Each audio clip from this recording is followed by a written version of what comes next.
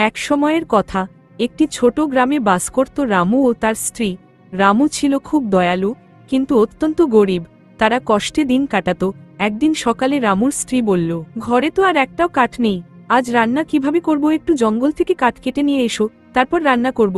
রামু বলল, ঠিক আছে, আমি জঙ্গলে যাচ্ছি, কাঠ কেটে নিয়ে আসছি। রামু কুড়াল নিয়ে জঙ্গলের দিকে রওনা দিল। কিছুদূর যাওয়ার পর হঠাৎ সে একটা কান্নার মতো আওয়াজ শুনতে পাই। কৌতূহলবশত সে সেই দিকেই এগিয়ে যায়। কিছুদূর গিয়ে দেখতে পেল একটা ছোট পাখি জালে আটকে ছটকাচ্ছে। পাখিটা রামুকে দেখে ভয় পেতে লাগলো, কিন্তু রামুর চোখে মুখে ছিল কেবল করুণা। রামু বলল, তুমি ভয় পেও না বন্ধু, আমি তোমার কিছু ক্ষতি করব না।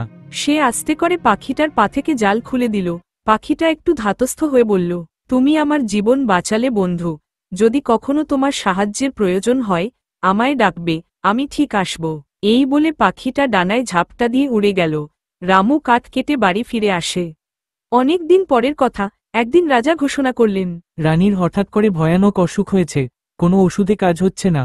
যদি কেউ রানীকে সুস্থ করে তুলতে পারে, তাকে রাজপুরী থেকে বড় পুরস্কার দেয়া হবে। রামু এই খবর শুনে ভাবল, আমি যদি সেই পাখিটার সাহায্য চাই। সে আবার জঙ্গলে গেল এবং একটু হাঁটার পরেই সেই পাখির ডাক শুনতে পেল। পাখিটা এসে জিজ্ঞেস করল, বন্ধু রামু, কি হয়েছে তোমার? রামু সব কথা খুলে বলল। পাখিটা একটি বিশেষ পাতার ডালি এনে দিল।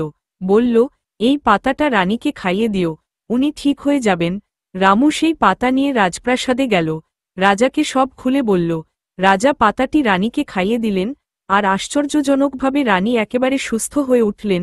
রাজা খুব খুশি হয়ে রামুকে অনেক উপহার দিলেন, সোনা, রূপো, জমি ও একটি ছোট প্রাসাদ। রামু অনেক বড়লোক হয়ে গেল আর পাখিটি বন্ধু হয়ে রইল।